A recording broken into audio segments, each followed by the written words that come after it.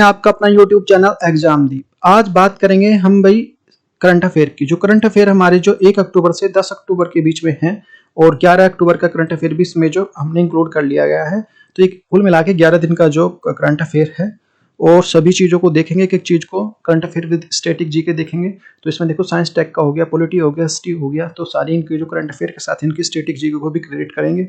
और आज की क्लास हमारे यूपीएससी 2023, बीपीएससी और जितने भी स्टेट पीसीएस हैं लाइक यूपी पीसीएस हो गया, आरएस हो गया और बिहार का हो गया, जो जितने भी यूके पीसीएस होगा सबके लिए इम्पोर्टेंट है। चाहे सीडीएस हो, चाहे आपका कोई भी टीचिंग एग्जाम हो लाइक जो TET, super TET, STET, super सभी के लिए है। और जितने भी हमारे दिल्ली पुलिस, यूपी पुलिस, इनके लिए, हरियाणा पुलिस, सबके लिए है। तो अच्छे से देखते हुए चलना है, समझते हुए चलना है। क्लास बहुत ज़्यादा इंपॉर्टेंट है। तो देखो आज क्लास में क्या क्या पढ़ने वाले हैं, पहले एक नजर देख लेते हैं। देश में 5G सेवाओं को औपचारिक रूप से लागू। और पॉलिटी में देखेंगे नागालैंड और अरुणाचल प्रदेश में जो अफसा का विस्तार, सिंगल मदर को भी गर्भपात की अनुमति। नेक्स्ट है हमारा जो टॉपिक रहेगा धर्म के आधार पर आरक्षण का मामला। नेक्स्ट रहेगा आर वेंकटरमन बने भारत के जो महान्यायवादी। और इसमें जो इकोलॉजी एंड एनवायरनमेंट में देखेंगे वैश्विक मीथेन प्रतिज्ञा क्या है, वायु प्रदूषण को कम करने के लिए एक नए रक्षा का निर्धारण। इकोनॉमी में देखेंगे वैश्विक नवाचार सूचकांक 2022, जिस क्वेश्चन बनते ही बनता है इनसे। शहरी नियोजन के संबंध में नीति आयोग की रिपोर्ट और यूनेस्को की इनकम जो आइकॉनिक जो टेक्सटाइल्स क्राफ्ट सूची है उसको देखेंगे। डिफेंस में देख लेते हैं। तो ये डिफेंस में जिसको जो भी पुलिस है, दिल्ली पुलिस है, इनके लिए डिफेंस का ये जो सेक्शन है बहुत ज़्यादा इंपॉर्टेंस हो जाता है। न्यू चीफ डिफेंस स्टाफ बने नियुक्त किए गए हैं। तो क्या नियुक्ति है, कहाँ से बिलोंग करते हैं, कैसे, सारी चीज़ देखेंगे। वन लाइनर फैक्ट्स देखेंगे, PYQ जो प्रीवियस ईयर के क्वेश्चंस और प्लस प्रैक्टिस सेट करेंगे। तो सारी चीज़ें एक बाई वन देखेंगे। तो स्टार्ट करते हैं भाई। तो आज की क्लास बहुत ज़्यादा इंपॉर्टेंट है, तो स्टार्ट करते हैं। तो नेक्स्ट हमारा देश में 5G सेवाओं को औपचारिक रूप से लागू। तो formal implementation of the 5G services in the country. तो क्या है, देखो भाई, देश में जो 5G का मतलब टेक्नोलॉजी में, जी का मतलब होता है जनरेशन के लिए यूज होता है, उसमें सुधार की अवस्था को दर्शाता है। ये जो डिफेंस में भी जो 1G, 2G, 3G ऐसे जो लड़ाकू विमान होते हैं, जैसे 1G, 2G उन्हें जो मोबाइल में भी होते हैं। जी का मतलब लड़ाकू विमान से 1G, 2G से होता है। और जी का मतलब कंप्यूटर से भी होता है, जैसे जनरेशन होती है ऐसे कंप्यूटर में, जैसे 1G, 2G इस तरह से। और नैनो टेक्नोलॉजी में 1G, 2G इस तरह से नैनो टेक्नोलॉजी भी होता है। तो ये नहीं कि मैं मोबाइल में होता है। तो बाकी चीज को भी ध्यान रखना, इनको भी मैंने बता दिया है। और मोबाइल टेक्नोलॉजी में भी जो 1G, 2G, 3G ऐसे इस तरह से 4G, 5G, अब 5G चलेगा। और सर्विसेज में जो टेक्नोलॉजी में जी का मतलब जो जनरेशन से होता है और जी का मतलब उसमें जो डेवलपमेंट को दर्शाता है, तो इनोवेशन को दर्शाता है। यहाँ पर जो विकास कितना पहुंच गया है, ये चीजें कितनी टेक्नोलॉजिकल हो गई हैं, हो चुकी हैं, इस चीज को सारी चीज को दर्शाता है। ये एक तरह से कह सकते हैं कि एक तरह से पीढ़ी है, जैसे पीढ़ी है ना। तो सर्विसेज एंड टेक्नोलॉजी में भी जो पीढ़ियों का जो माध्यम से चीजों को दर्शाने का प्रयास किया जाता है। बात करें कि जब दुनिया में पहली बार जो मोबाइल सेवा शुरू हुई थी, तो उस समय बिना वायर के जो बात की चीत करना ने भी एक जैसे मान लिया सपने की तरफ एक जैसे चमत्कारी साप, भाई कोई सपना देख रहे हो, इस तरह का था। आज तो हमें ये मुमकिन लगता है कि आज की तो नॉर्मल बात है। लेकिन जब वायर नहीं था, बिना वायर के ठीक भाई बात कर रहे हैं, पहले टेलीफोन थे, इस तरह डॉट फोन थे, अब क्या जो मोबाइल आ रहे हैं। तो उस टाइम पे ये चमत्कारी बात थी अपने आप में। और चर्चा में क्यों है, सारी चीज देखेंगे। चमत्कारी 1G में जो पहली कॉलिंग हुई थी, कुछ भी नहीं था उसमें। फिर आया था मतलब फर्स्ट जो जनरेशन, फर्स्ट जो 1G में जो सिर्फ कॉलिंग थी, बाकी और कुछ नहीं था। सेकंड जी में जो 2G आया था, उसमें क्या था, कॉलिंग के साथ जो SMS भी की सुविधा थी, हम SMS भी सेंड कर सकते हैं। SMS कहीं भी जो डाटा की शुरुआत SMS से कहीं ना कहीं जो ना डाटा की शुरुआत हो गई थी 20 सेकंड उसमें।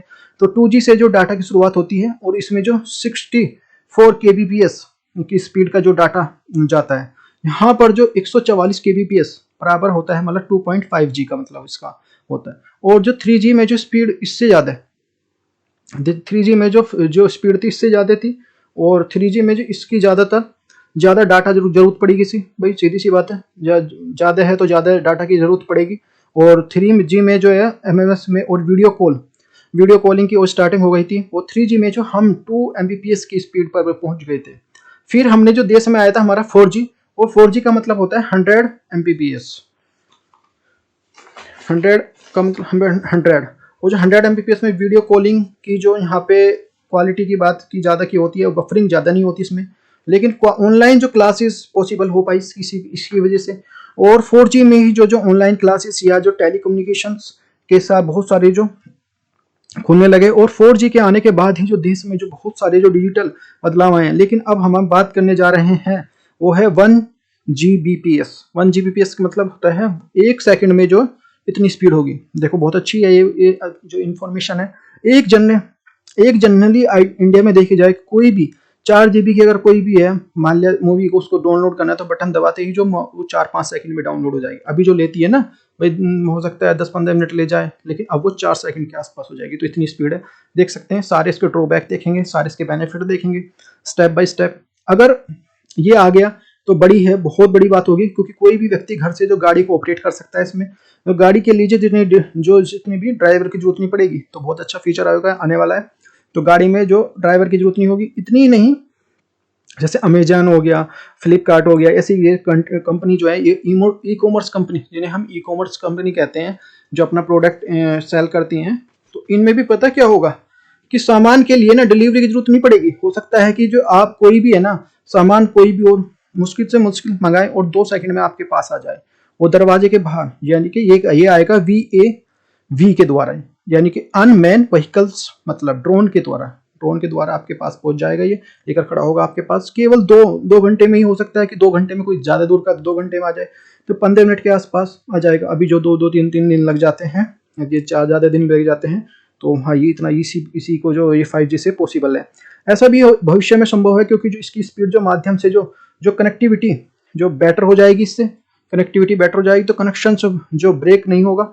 अगर साथ ही जो रफ्तार में भी जो बहुत तेजी बेनिफिट इससे जुड़े हुए हैं, इंटरनेट की क्वालिटी भी इंप्रूव होगी इससे। साथ में जो बहुत सारी जो चीजें सर्विसेज हैं वो चल रही हैं, वो बिना ड्राइवर की जो टैक्सी इसमें जो आने वाली है, इस तरह से इसमें जो इंटरनेट की जो स्पीड चाहिए वो सेंसर डिटेक्ट कर सके, इस तरह की होगी। क्योंकि जो बैटरी बिना ड्राइवर की होगी, तो उसमें इस तरह की स्पीड के लिए हमें इस तरह के सेंसर लगे होंगे कि वो उसको डिटेक्ट कर सके। इंटरनेट की स्पीड उससे बहुत अच्छी होनी चाहिए, जिससे आगे का रास्ता देखा जा सकते। अब सब एक ब्रॉडबैंड को समझाते हैं, कनेक्शन क्या होता है, ब्रॉडबैंड समझ लेते हैं सारी चीजों को, फिर एक जो फैक्ट बाई करा देंगे आपको। कहीं ना कहीं जो है 512 kbps की स्पीड जो मिल जाए, तो उसे ब्रॉडबैंड कहते हैं। और 3G, और जो 3G सर्विसेज को पहली बार ब्रॉडबैंड कनेक्शन कहते हैं, 3G को। तो ये एक फैक्ट हो गया। ये कंप्यूटर में पूछा जाएगा आपके जो सेंसर एम्बेडेड जो नेटवर्क क्या होता है। इलेक्ट्रॉनिक्स जो इंस्ट्रूमेंट सभी जो सेंसर जो लगे होते हैं। जैसे कुछ दिन पहले जो एक इलेक्ट्रिकल शॉप में मैं गया था, वहां पर जो फ्रिज के में देखे सेंसर देखा कि भाई फ्रिज में सेंसर लगा हुआ था। सेंसर कैसा लगा हुआ था कि मोबाइल से ऑपरेट होता है, पता चल जाता है। मोबाइल का जो कैमरा जैसे उसके पास में लाते हैं, तो हमें पता लग जाता है कौन सा पार्ट इसका डिफेक्ट है। हमें ये नहीं कि पहले मैकेनिक को बुलाओ फिर जांच कराओ कि भाई ये पार्ट खराब है ये, अब नहीं, हम बस स्कैन करो कैमरे को मतलब ऑन करो, और स्कैन होते ही पता लग जाएगा कि ये पार्ट इसका डिफेक्ट है। अब मैकेनिक से पहले ही हमें पता चल जाएगा कि भाई ये पार्ट खराब है। तो सोचिए जब फ्रिज में ऐसे ऐसे देखो इस नए फीचर आ रहे हैं, तो AC, मिक्सर, लाइट, पंखे आदि जो सब जगह में इस तरह के जो आएंगे, तो सेंसर लगे होंगे। पर जो मनुष्य के दिमाग का सेंसर पता नहीं कब जो लगेगा, इसमें कब जगेगा पता नहीं। क्योंकि कहीं ना कहीं किसे पता कि जो किस दिन प्रतिदिन है ना, मनुष्य का दिमाग का जो सेंसर है गिरता ही जा रहा है। कब बिगड़ रहा है उसको पता भी नहीं चल रहा है। सेंसर वाली बात जिंदगी जो हो जाएगी। आप घर में जो सिर्फ से स्ट्रेस ही नहीं लेंगे, कोई भी स्ट्रेस नहीं लेंगे, कोई भी काम होगा ठीक है। जैसे खराब होता है बोलेंगे कि ज़्यादा यूज मत करो, जैसा भी करते हैं कि मिक्सी ज़्यादा यूज मत करो, ये प्रेस ज़्यादा यूज करो, ज़्यादा लाइट पे तो भाई खराब हो जाएगी। नहीं, फिर आप कहोगे नहीं भाई मेरे को तो मस्त पता है कि भाई किस तरह से कौन सा पार्ट खराब होगा, कैसे खराब होगा, सबसे पहले पता लग जाएगा। तो देखो भाई आप, तो मुझे पता है चल जाएगा। आने वाले समय में ना 5G टेक्नोलॉजी में ना बहुत सारी चीज़ें लेकर नई आ रही है, और दुनिया जो अद्भुत चीज़ें होगी बहुत सारी। जो फिर भी जो देखो एक्सीडेंट से गाड़ियाँ हैं, तो गाड़ियों में एक्सीडेंट होना बहुत पुरानी बात हो जाएगी। एक्सीडेंट होगा तभी होगा, लेकिन जब जो कनेक्शन टूटेगा, वो ड्राइवर भी तो होगा ही उसमें, अचानक तो ड्राइवर तो होगा ही नहीं भाई। देखो तो जब ड्राइवर होता है तो चलो भाई थोड़ा ह्यूमन वो है कि मानव है, तो थोड़ा सोच ले, लेकिन इसमें तो कनेक्शन जब टूट जाएगा तो तब होने के चांसेस आएंगे। फिर भी ऐसी बात नहीं, उसमें बहुत ज़्यादा इंप्रूवमेंट किया जाएगा, बहुत ऐसे एक्सीडेंट ना हो, नई टेक्नोलॉजी सारी यूज किए जाएंगे, ऐसी बात नहीं है। तो देखो कोई भी चीज़ अगर अच्छी हो रही है या बेकार हो रही है, उस सब जगह जो 5G मदद करेगा। तो अच्छी हो रही है तो वहाँ भी, क्योंकि भाई क्यों हो रहा है सब चीज़ जगह, और अच्छी हो रही है तो उसमें भी। तो ह्यूमन लर्निंग को भी जो इम्प्रूवमेंट करने के लिए 5G का जो माध्यम से ये सारी चीज़ें होंगी, ये देखने को मिलेगा आपको। और 5G की जो सब भारत में चिंता बड़ी बात क्यों है कि सबसे बड़ी जो यहाँ पे 4G 1G बदल जाएगा। क्योंकि देखो अभी है, हमें कोई कोने में चले जाए, हम कहते हैं कि 4G आ रहा है, अभी 4G चल रहा है, जैसे 5G भी आ गया, तो यार पता नहीं थोड़े से कोने में चले जाते, पता नहीं वो जो 4G है वो 1G में कब बदल जाता है, पता ही नहीं चलता। आज सब चीज़ें है ना डिजिटल होती जा रही हैं। एक व्यक्ति सेल्फी लेता है ना, सेल्फी लेकर उसे 1 सेकंड के लिए अपना जो हंसता हुआ चेहरा दिखाई देता है, फिर उसके बाद कि भाई ठीक है इस तरह से। लेकिन इसमें जो नई नई चीज़ें नए नए फीचर आ रहे हैं, बहुत अच्छे इनोवेशन है तो देखने को मिलेंगे। तो हाल ही में अब देख लेते हैं, फैक्ट्स देख लेते हैं कुछ। हाल ही में प्रधानमंत्री नरेंद्र मोदी जी ने आयोजित भारतीय मोबाइल कांग्रेस सम्मेलन में जो देश की में जो 5G सेवाओं का जो औपचारिक रूप से जो लागू कर दिया है, वे प्रमुख बिंदु मैंने बताई दी हैं। हालांकि यह सेवाएं जो पहले जो औद्योगिक सारे जो इंडस्ट्रियल जो उनके लिए होंगी, सारी चीज़ें सेक्टर में उपलब्ध होंगी, किंतु शीघ्र ही इन्हें जो सेवाओं को जन सामान्य के संदर्भ में लागू कर दिया जाएगा। पहले जितने भी इंडस्ट्री वगैरह उनमें यूज होंगी, फिर जो ये मतलब नॉर्मल आदमी इनको यूज कर सकता है। इसी दौर जो दूरसंचार विभाग की ओर से जो जारी जो आधिकारिक बयान के अनुसार जो सबसे पहले जो 5G देश के जो पहले 13 शहरों में उपलब्ध होगी, और देश के अंत तक जो अन्य शहरों में भी सब में जो उपलब्ध कराई जाएगी, पूरे इंडिया में उपलब्ध करा दिया जाएगा, इस तरह की संभावना है। तो डिड यू नो, तो देखो इस तरह का देखो the evolutions of the 5G। तो first with introduction of 1G 2G 3G, जैसे मैंने बताया 5G। तो ये जो फर्स्ट में क्या था, एनालॉग टेलीकम्युनिकेशन था, ये 1979 में स्टार्ट हुआ। और 2G हमारा जो है 1991 में जो यहाँ टेक्स्ट मैसेजिंग होते थे सिर्फ। और जो 3G में हमारा जो मोबाइल से wires and the internet connection हुआ, ये 1998 में की बात है। और 4G हमारा जो 2008 में स्टार्ट हुआ, यहाँ पे क्लाउड IP जो ट्रूली मोबाइल से ब्रॉडबैंड, यहाँ पे सारी चीज़ इस तरह की फैसिलिटी मिलने लगी। और 5G में जो लॉन्च हुआ था, जो अनलिमिटेड डेटा जो कैपेसिटी मिलेगी, उसमें 2019 की ये बात थी, लेकिन अब जाके लॉन्च हुआ है। तो सारी चीज़ें देख लेते हैं। तो 1G मैंने बता ही दिया। 1G को प्रारंभ जो 1990 में किया गया था, लेकिन वास्तव में इसके केवल कॉल और करने की सुविधा थी स्टार्टिंग में इसमें बस। फिर इसमें जो 2G का प्रारंभ हुआ 1999 90 में, यानी 1990 में शुरू हुआ। फिर इसे कॉल करने के लिए के साथ ही जो मैसेज भेजने की सुविधा भी, इसमें संदेश देने की गति जो 54 kbps की थी, जो बाद में बढ़ाकर जो 144 kbps कर दी गई, और इसे 2.5G कहा जाने लगा। 3G को देख लेते हैं। 3G का प्रारंभ जो है 2000 में हुआ, 2000 में हुआ। भाई देखो सारे क्वेश्चन बनेंगे यहाँ से, तो अच्छे समझते हो चलना, या तो बस ये सोच लो कि नहीं हाँ बस मजे में ले लो कि भाई 5G आ गया, लेकिन इससे क्वेश्चन इस तरह के बनेंगे, देख लो जो आ रहे हैं सारे। तो कॉल संदेश के साथ ही जो MMS की सुविधा भी इसमें स्टार्ट हो गई थी। इसके अलावा जो इंटरनेट की जो मदद से कॉल करने की सुविधा भी दी गई थी, इसी गति जो 2 Mbps की थी। और फिर देख लेते हैं 4G। 4G प्रारंभ जो 2009 में हुआ, इसकी जो गति जो 100 Mbps और जो 1 Gbps की थी। और जो 1G सेकंड जनरेशन में हुआ था यहाँ पे। तो ईयर 1998 में जो इनोवेशन, ये हमारे सारी चीज़ें इसमें थे। स्पीड थी हमारे 250 kbps थे, डिजिटल GSM और जो CDM इसमें ज़्यादा यूज कर सकते हैं। और सेकंड में फर्स्ट जनरेशन में जो 1979 में जो basic of the voice of service only the, इसमें जो 50 kbps की स्पीड। और 3G में जो 4 जनरेशन में थे, ये ईयर हमारा 2010 में 2010 में जो यहाँ डिजिटल जो डाटा जो इंटरनेट सारी चीज़ें थी, इसकी स्पीड जो 550 जो Mbps की थी। और 4G की बात करें तो थर्ड जनरेशन इसमें जो ईयर 2021 में आया था। ये इंटरनेट कॉलिंग्स और वीडियो कॉलिंग मोबाइल सारी जो अभी जो हम यूज कर रहे हैं 384 kbps के आसपास थे। यहाँ पे देखो सारी चीज़ें देख लेते हैं। यहाँ पे 1G 2G 3G 4G। 1G में मतलब फर्स्ट जनरेशन वायरलेस नेटवर्क था। इसमें सेकंड इसमें जो जनरेशन में वायरलेस नेटवर्क, और थर्ड जनरेशन में जो है यहाँ पे जो वायरलेस नेटवर्क था यहाँ पे। और यहाँ पे भी 4G में वायरलेस नेटवर्क सारी जो, तो बेसिक वॉइस और the service analogue the based the protocols इसमें सारी इसमें थे 1G में। और 2G में देख लेते हैं। Design for the voice and the improvement the coverage and the capacity, first digital standard GSM and the CDM इसके लिए बनाया गया था। 3G में देख लेते हैं यहाँ पे। Design for the voice and the sums data and the considerations of the multimedia text और सारी चीज तरह के भेज सकते हैं। फर्स्ट मोबाइल द ब्रॉडबैंड था 3G, जैसे मैंने बताया था। 4G में देख लेते हैं। 4G से क्वेश्चन बनेंगे जो design for the primarily for the data के लिए यूज बनाया गया था। Based of the protocols the LTE या ट्रूली मोबाइल से ब्रॉडबैंड, इस तरह से पूरा तरह से ट्रूली करके यही था। और जो क्या है 5G के बारे में देख लेते हैं।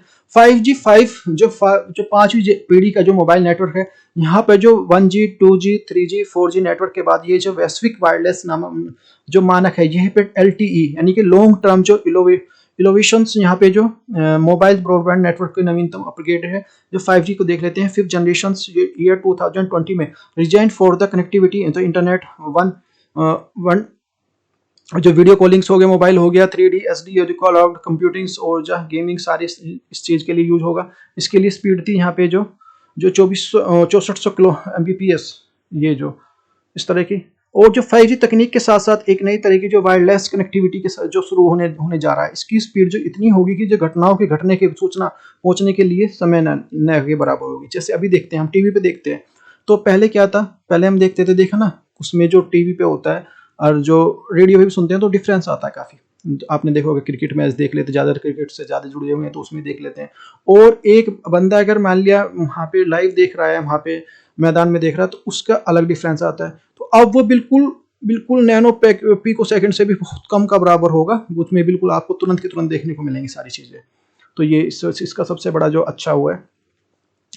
तो कंपेरिजन फिर between the 1G 2G 3G and 4G, तो ये टेक्नोलॉजिकल फीचर्स क्या है 1G 2G और 2.5G 5G और 3G 4G 6G। स्टार्टिंग हुआ, डेवलपमेंट हुआ माना 1970 में, और 84 इसमें जो 2G हमारा जो 1990 में, और जो 1999 यहाँ पे, ये 3G हमारा 1919 और जो 2002 में, और यहाँ पे ये 2010 ये हमारा 2010 और 2015 के बीच में। और डाटा ब्रॉडबैंड हमारा 2 kbps 1G के लिए, और इसके स्टैंडर्ड MPPS AMS-PS और एनालॉग एंड कैलकुलेटर जो टेक्नोलॉजी होगी इसमें। और इसके देख लेते हैं 2G के लिए, 2G और 2.5G के लिए इसकी जो डाटा ब्रॉडबैंड है 14.4 to 64 जो kbps है। और जो स्टैंडर्ड है हमारा 2G हमारा जो TDMA और जो CDM में GSM 2.5G GPRS, और इस तरह से ये सारी चीज़ मिलेगी। और यहाँ पे टेक्नोलॉजी होगी डिजिटल कॉलर जो टेक्नोलॉजी होगी। और यहाँ पे आपका देख रहे हैं 3G के लिए देख लेते हैं। डाटा जो बैंडविड्थ है यहाँ पे जो 2 Mbps होगी, स्टैंडर्ड होगा जो WCDMA और जो CDMA to 2000। और यहाँ पे जो टेक्नोलॉजी होगी ब्रॉडबैंड और जो CDMA IP टेक्नोलॉजी। और जो 4G में देख लेते हैं, 4G में आ जाएगा हमारा जो स्टैंडर्ड डेवलपमेंट हो जाएगा 2000 to 2010। और जो बैंडविड्थ होगी यहाँ पे जो 200 Mbps to 1 Gbps follow the mobility. Standard होगा जो सिंगल यूनिफाइड द स्टैंडर्ड। और टेक्नोलॉजी यहाँ पे हो जाएगी unified IP and the seamless, और जो combinations and broadband LAN and the bands. और जो 5G में देख लेते हैं, तो 5G में जो यहाँ पे ये 2010 और 2015 में इस तरह से ग्रो करा। यहाँ पे 1 Gbps इसकी जो स्पीड हो, डाटा जो बैंडविड्थ होगी इतनी जो हाइयर है। और स्टैंडर्ड यहाँ पे देख लेते हैं सिंगल यूनिफाइड द स्टैंडर्ड। और टेक्नोलॉजी होगी unified IP and the seamless जो combinations of the broadband. Feature of the 5G technology, तो क्या क्या फीचर होंगे इसके लिए, देखो 5 फीचर इस तरह से बताए गए हैं।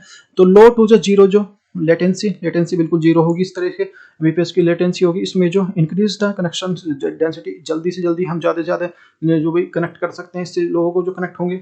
और जो तीन enhance the precision user of the shorter the wavelength. तो और यहाँ पे जो इम्प्रूव द बैटरी लाइफ, तो बैटरी लाइफ इससे जो इम्प्रूव होगी, जो कंजप्शन ज़्यादा।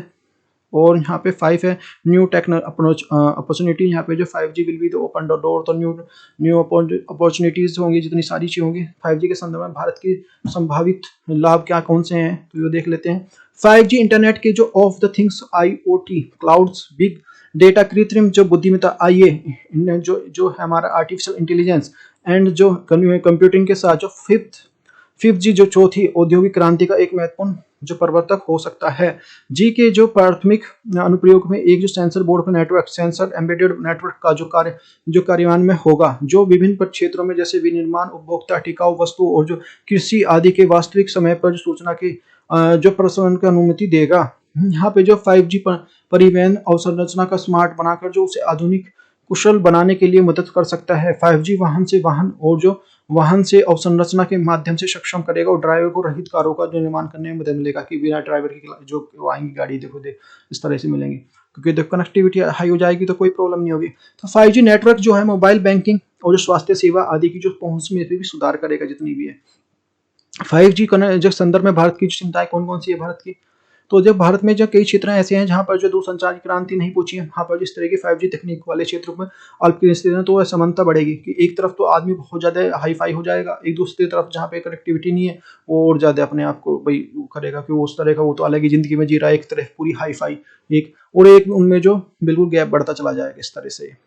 भारत में जो कम जो फाइबराइजेशन से जो फुटप्रिंट्स, वर्तमान में भारत में कुल 30% जो टू टावरों से जोड़ता है, कुल जो 5G को लॉन्च करने के लिए एक संख्या का दोगुना करना होगा।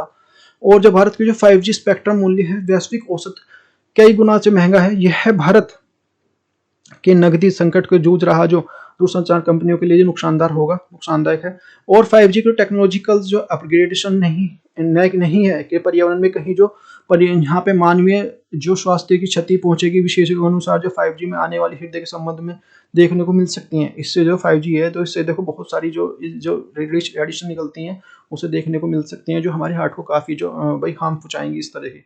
तो इसके लिए सिर्फ देखो विशेषज्ञ कह रहे हैं, अभी कुछ इसका पूरा नहीं है, अभी जो होगा तो पता लग जाएगा आपको सबको सामने। इसके साथ ही जो तकनीकी जो उन्नति की स्थिति में जो लोग जो निजता का संकट में होगी, तकनीक में बहुत ज़्यादा जो परिचित नहीं है। यहाँ पे जो हो सकता है कि भाई देखो कोई जरूर ज़्यादा टेक्निकल नहीं है, तो हो सकता है भाई 5G आ गया, कोई इंटीरियर में है, दूसरा उसका लगे कोई मान लिया फ़ोन लिया कुछ और ही, मान लो उससे सारी चीज़ें निकाल ले, थोड़ा 2 मिनट लगेंगे, 2 सेकंड लगेंगे। तो ये है यहाँ पे भारतीय समाज में बढ़ते हुए जो परस्पर तनाव को 5G के प्रयोग से गलत प्रभाव से बचाने के लिए भारतीय कानून और तकनीकी विभाग के लिए चुनौती होगी। और जब 5G के लिए मजबूत जो इंफ्रास्ट्रक्चर सुनिश्चित करना भी एक चुनौती होगी, किस तरह का बनाना कि 5G के लिए सारी चीज़ें फैसिलिटी। तो यहाँ पे देख लेते हैं जो यहाँ current devices and the services could be the significance of the cheaper 5G devices, the PCU of the data of the transmission 10 times of the faster the 4G. Only the citizens for the cities of the benefit of 5G technology. The numerous signals operating of the some range of frequency 5G of overwhelming props. यहाँ पे security and privacy issues are the significance of the video slipped. तो reducing the latency, तो ये सारी चीज़ें देखने को मिलेंगी हमें। और इसके कंक्लूजन देख सकते हैं इसमें, वैश्विक स्तर पर जो 5G का प्रयोग बढ़ रहा है, इस तरह की स्थिति में भारत के लिए औद्योगिक क्षेत्र में स्वयं को प्रतिस्पर्धा बनाने के लिए 5G को बढ़ाना अनिवार्य है। परंतु भारत सरकार को जो समानता समाज और जो कानून के आयामों को ध्यान में रखते हुए 5G को बढ़ाना देना चाहिए कि भाई ठीक है, सब कुछ सब जगह इंप्रूवमेंट हो रहा है, सब जगह अपने इनोवेशन हो रहे हैं, तो हमें भी बनाना चाहिए, लेकिन हमें कुछ देखना चाहिए कि किसी का इतना हो।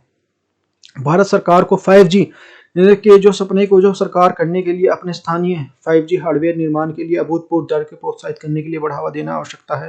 तो स्पेक्ट्रम के मूल्य निर्धारण करने के लिए युक्तिकरण आवश्यकता है, ताकि जो सरकार के लिए 5G के क्रियान्वयन योजनाओं के बाधित किए बिना जो नीलामी पर्याप्त राजस्व उत्पन्न कर सके। तो व्हाट इज द नेक्स्ट देख लेते हैं। नेक्स्ट क्या अभी यहाँ पे है अफसा के देखते हैं। अफसा जो है नागालैंड और जो अरुणाचल प्रदेश में अफसा का विस्तार, the extensions of the AFSPA Nagaland and Arunachal Pradesh. यहाँ पे देखो ये इससे क्वेश्चन बन रहा GS मेन में 2015 में बना क्वेश्चन है। तो देखो सामान्य अध्ययन जनरल स्टडीज का जो प्रश्न बन सेकंड में है, क्वेश्चन नंबर 17 था। इस तरह से मानव अधिकार सक्रियतावादी लगातार एक विचार को उजागर करते हुए सशस्त्र बल जो विशेष शक्तियां अधिनियम 1958 के एक क्रूरता अधिनियम है, जिससे सुरक्षा बलों के द्वारा जो मानव अधिकार दुरुपयोग में उत्पन्न हो सकते हैं। इस प्रकार जो अधिनियम में जो कौन सी धाराओं के जो सक्रियता विरोध करते हैं, उच्चतम न्यायालय के द्वारा दिए गए संदर्भ में उसकी आवश्यकता को समझात्मक मूल्यांकन कीजिए। तो human rights of the activities of the consistently of highest views of the armed forces special powers acted AFSPA is the domain of land loadings cases of the human rights abusing of the security forces. तो ये सारी चीज़ें हैं, एक question बनाते हैं इस तरह से। तो ये क्वेश्चन भी हमें देखो प्रीवियस ईयर का देखना जरूरी होता है, इनसे पता होता है कि हमें किस डायरेक्शन में जाना है। तो न्यूज में क्यों है, हाल ही में केंद्रीय गृह मंत्रालय ने नागालैंड अरुणाचल प्रदेश के कुछ हिस्सों में सशस्त्र विशेष शक्तियां अधिनियम अफसा को कुछ 6 महीने के लिए विस्तार कर दिया है। अरुणाचल प्रदेश और नागालैंड के कुछ हिस्सों में अभी भी राज्य विरोधी गतिविधियां जारी हैं। यहाँ पर जो कानून अपने जो निर्धारित लक्ष्यों को पूरा करने से प्राप्त करने में सफल नहीं हो पाया है, इसलिए इस कानून को 6 महीने के लिए विस्तार प्रदान किया गया जा रहा है केंद्रीय गृह मंत्रालय। और जो anti state of the activities still going to the parts of the Arunachal Pradesh and Nagaland laws of the this has been done actually the achieves of the stated the goals, therefore are the law or the extended for the 6 month union home minister। तो उल्लेखनीय है कि इसी वर्ष अप्रैल में जो केंद्र सरकार द्वारा पूर्वोत्तर के इन राज्यों में अफसा के दायरे को जो क्रमिक रूप से कम करने का अधिकारक बयान जारी किया गया था। और हालांकि मंत्रालय ने स्पष्ट किया है कि जब तक जो कानून व्यवस्था को सामान्य स्थिति नहीं लागू होती, तब तक जो राज्य में अफसा कानून जारी रहेगा। और यहाँ से क्या है AFSPA armed force special power act. तो इसका पूरा नाम जो सशस्त्र बल जो विशेष अधिकार अधिनियम है, इसे जो वर्ष 1958 में भारतीय संसद द्वारा जो पारित किया गया था। इस कानून में पारित करने का जो मूल उद्देश्य जो विघटनकारी शक्तियों को निपटने के लिए केंद्रीय सशस्त्र बलों के लिए कुछ अतिरिक्त शक्तियां प्रदान करना था। यह जो कानून जो केंद्रीय सशस्त्र बलों को जो विघटनकारी स्थिति में निपटने के देश की जो आंतरिक सुरक्षा से सुनिश्चित करने के लिए नागरिक को संदर्भ में कुछ विशेष शक्तियां प्रदान करता है। इस कानून के जो तहत जो केंद्रीय सशस्त्र बलों को जो किसी व्यक्ति को बिना वारंट गिरफ्तार करने का अधिकार है। सशस्त्र बलों द्वारा किसी भी संदिग्ध व्यक्ति को संदिग्ध स्थान पर तलाशी ले जा सकते हैं। इतना ही नहीं, सशस्त्र बलों को जो कोई भी संदिग्ध लगता है तो उसे नष्ट करने की भी शक्ति प्राप्त है। इसके अलावा जो किसी को जो जवानों किसी भी व्यक्ति द्वारा जो कानून का उल्लंघन करने की जो पूर्व चेतावनी देते हुए इस व्यक्ति को गोली मारने का भी अधिकार है। इस दौरान यदि कोई व्यक्ति को मृत्यु हुई हो जाती है तो गोली चलाने के आधार पर उस पर कोई कार्रवाई नहीं होती और जवाबदेही नहीं बनती। अफसा कानून का इतिहास क्या है? वर्ष 1958 में इस कानून को सबसे पहले जो मणिपुर असम में लागू किया गया था, और क्योंकि जो इन राज्यों में जो अलगाववाद और जो विघटनकारी शक्ति जो अत्यधिक सक्रिय थी, और आगे चलकर जो वर्ष 1972 में 1958 से 1972 आ गया। अब इस जो है कानून के जो दायरे को विस्तृत करने के लिए पूर्वोत्तर के 7 राज्यों में जो इसे लागू कर दिया गया। फिर 1983 की बात है, फिर 72 से 83 की बात पंजाब में से 1990 में, जम्मू कश्मीर में 1990 में लागू किया गया और जो कानून को लागू किया गया। और जो वर्तमान में यह कानून नागालैंड, अरुणाचल प्रदेश, मणिपुर, असम में लागू है। हालांकि जम्मू कश्मीर में कुछ हिस्सों में इस प्रकार का जो कानून जम्मू कश्मीर सशस्त्र बल जो विशेष शक्ति अधिनियम 1990 लागू है। तो डिड यू नो? तो केवल जो अशांत क्षेत्र में जो कानून लागू होता है अफसा, तो ये देख लेते हैं। अफसा कानून जो है अब जो समस्त राज्य में जो लागू नहीं होता, केवल राज्य सरकार द्वारा इसे जो इस हेतु जो राज्य में कुछ जो भाग में अशांत क्षेत्र में घोषित किया जाता है जहां पर कानून का प्रावधान होते हैं। वर्तमान में नागालैंड और अरुणाचल प्रदेश में जो कई हिस्सों में जो यह अधिकार केंद्रीय मंत्रालय द्वारा जो मणिपुर के संदर्भ में राज्य सरकारों को प्राप्त है। हालांकि दोनों राज्यों में जो सरकारों को इस प्रकार की जो अशांत घोषित करने के बाद जो अशांत क्षेत्र में जो समाप्त करने के लिए पूर्णता लेनी अनिवार्य है। अफसा के जो विपक्ष में तर्क क्या है भाई? सामाजिक कार्यकर्ता जो कई कानूनी विशेषज्ञ द्वारा इस कानून के कड़े प्रावधानों के आधार पर आलोचना किया जाता है। आलोचकों का कहना तर्क है कि कानून के विशेष ब्रिटिश पुलिस द्वारा जो अवधारणा से प्रेरित, जबकि जो स्वतंत्रता के बाद जो भारतीय संविधान के माध्यम से लोक कल्याणकारी राज्य की अवधारणा को अपनाया गया है कि भाई उस टाइम पे तो इस तरह के थे, ये ब्रिटिश एक तरह से वो था, रूल्स को हम तो शो करते हैं, तो इस चीज़ को है। तो इस कानून को जो न केवल जो व्यक्तिगत स्वतंत्रता और मूल अधिकारों का जो उल्लंघन माना जाता है, बल्कि सरकार द्वारा जो विरोधी तत्वों के द्वारा दबाने के लिए इस कानून का दुरुपयोग किया जा सकता है। तो ये सारी चीज़ें हैं यहाँ पे। इस कानून के लिए आर्टिकल 19 में निर्बाध और जो आवाजाही और जो आर्टिकल 21 के तहत जो व्यक्ति को जो प्राप्त मानवीय गरिमा को अधिकार के विरुद्ध है। कानून के तहत जो राज्य की सुरक्षा और जो सार्वजनिक व्यवस्था को बनाए रखने के लिए आधार प्रस्तुत किए जाते हैं, किंतु इसकी जो स्पष्टता, व्याख्या और दायरा जो निर्धारित नहीं है। यहाँ अतः जो यह कानून जब कार्यपालिका के अत्यधिक विवेक की शक्ति प्रदान करता है, किसी भी लोकतांत्रिक देश में उचित आदर्श नहीं माना जा सकता। हालांकि देश में जो मूलतः जो कानून की सुरक्षा और लोक व्यवस्था के प्रमुख विरासत में लेने के लिए आधार पर जो स्वीकार किया गया है, किंतु कानून के जो धार्मिक उन्माद और किसी जाति अथवा विशेष के प्रति दुष्प्रचार करने जैसे कारकों को सम्मिलित किया गया है, तो उसके जो स्पष्ट परिभाषा नहीं दी गई है इसमें। आलोचकों का तर्क है कि इस कानून के तहत जो 60 वर्षों से भी अधिक जो समय हो गया है और वर्तमान में कानून को जो विद्यमानता किसी भी अप्रभावशीलता की जो स्वयं सिद्ध करती है। और विपक्ष में यह तर्क किया जाता है कि जी यह कानून को जो कानून बनाने के बाद भी कोई भी संशोधन नहीं किया। जब से कानून बना तब से देखो संशोधन, तब की जो 1958 की जो परिस्थिति अलग थी, अब परिस्थिति अलग है। समझो न कि जो कानून के परिणामों को जो संबंध में कोई भी औपचारिक जो आकलन किया गया है यहाँ पे। वर्तमान में लोकतांत्रिक समाज में इस प्रकार के जो दमनकारी कानून को जो विद्यमानता मूलतः सरकार के लिए प्रशासनिक विफलता का कारण बनता है। इस प्रकार के कानून को बजाय जो सरकार को पूर्वोत्तर में विकास की प्रक्रिया को आगे बढ़ाकर प्रयत्न करना चाहिए, लोक व्यवस्था के विश्वास बहाल करने का प्रयत्न करना चाहिए। यह तर्क भी दिया जाता है कि पूर्वोत्तर में इस प्रकार का कानून जो नियंत्रण जो विद्यमानता को और स्थानीय लोगों के विशेष प्रति भारत के जो संदर्भ में विविधकृत और जो संकृत मानसिकता को बढ़ावा देता है। यह राष्ट्रीय एकता और अखंडता के प्रसंग जो उचित नहीं माना जा सकता। और देखो क्यों है विवादों में अफसा। तो मणिपुर में नवंबर 2000 में 10 लोगों के जो सैन्य बलों ने गोली मारी थी यहाँ पे, इसके जो खिलाफ जो इरोम शर्मिला, नाम ध्यान रखना, इरोम शर्मिला ने 16 साल जो भूख हड़ताल की थी। और जुलाई 2004 में जो थंग जाम जो मनोरमा की जो कथित तौर पर जो यहाँ पर रेप करके हत्या कर दी थी, इसके खिलाफ जो 30 महिलाओं ने जो नग्न प्रदर्शन किया था इसलिए। तो अफसा के जो पक्ष में जो तर्क और जो केंद्र सरकार के लिए या ये जो केंद्र सरकार द्वारा जो अफसा कानून को जारी रखने के लिए मूलभूत कारण और व्यवस्था राज्य के लिए आंतरिक सुरक्षा का कारण किया जाता है। यहाँ पे सरकार द्वारा सर्वोच्च पूर्वोत्तर के कुछ राज्यों में जम्मू कश्मीर के इस तरह की जो विघटनकारी प्रवृत्ति और जो विद्यमान जो राज्य की जो आंतरिक सुरक्षा के लिए चुनौतीपूर्ण उत्पन्न करती हैं। इस प्रकार जो है कानून को जो मूल उद्देश्य इस प्रकार के विघटनकारी तत्वों को निपटना है। यह कानून जो आपराधिक प्रवृत्ति के लोगों में जो भय की भावना को उत्पन्न करता है, जबकि जो साधन के लिए एक सकारात्मक कदम के रूप में है। इस प्रकार कानून के लिए तर्क दिया जाता है कि जो भारतीय संविधान में श्रम, लोक व्यवस्था, सदाचार, संपूर्णता और जो राज्य की सुरक्षा जैसे आधारभूत को मूल अधिकारों को सम्मिलित करने की शक्ति के लिए प्रदान किया जाता है। व्यक्ति को अनुच्छेद आर्टिकल जो हमारा 32 है और आर्टिकल 226 के तहत जो बंदी प्रत्यक्ष ऋण के लिए प्रतिवेदन करने का मूल अधिकार बना रहता है। यदि समक्ष न्यायालय के कारणों के लिए अनुचित पाया जाता है तो व्यक्ति को रिहाई का आदेश पारित कर दिया जाता है। यद्यपि यह जो कानून के तहत जो सशस्त्र बलों को जो व्यापक शक्तियां प्राप्त हैं, किंतु इसका प्रयोग जो विशेष संवेदनशील जो स्थिति में कठोरता से निपटने के लिए पारित किया जाता है। यह अत्यंत दुर्लभ परिस्थिति में जो अपवाद जो स्वरूप इन शक्तियों को प्रयोग किया जा सकता है। सरकार द्वारा यह तर्क दिया जाता है कि इस कानून के तहत जो व्यक्ति को तलाशी अवश्य ली जाती है, किंतु उसके किसी भी अपराध जैसी जो व्यवहार नहीं किया जाता उसके ठीक है। इसके अलावा जो पूर्वोत्तर भारत में इस पे आपराधिक तत्वों को निपटने के लिए कानून की जो उल्लेखनीय भूमिका रही है। यह कानून जो पूर्णतः जो वापस लिया जा सकता है, न केवल जो कानून को पूर्णतः घोषित लक्ष्यों को पूर्ति हो सके और न कि जो पूर्वोत्तर भारत में शक्ति व्यवस्था को जो मार्ग प्रशस्त किया जाएगा।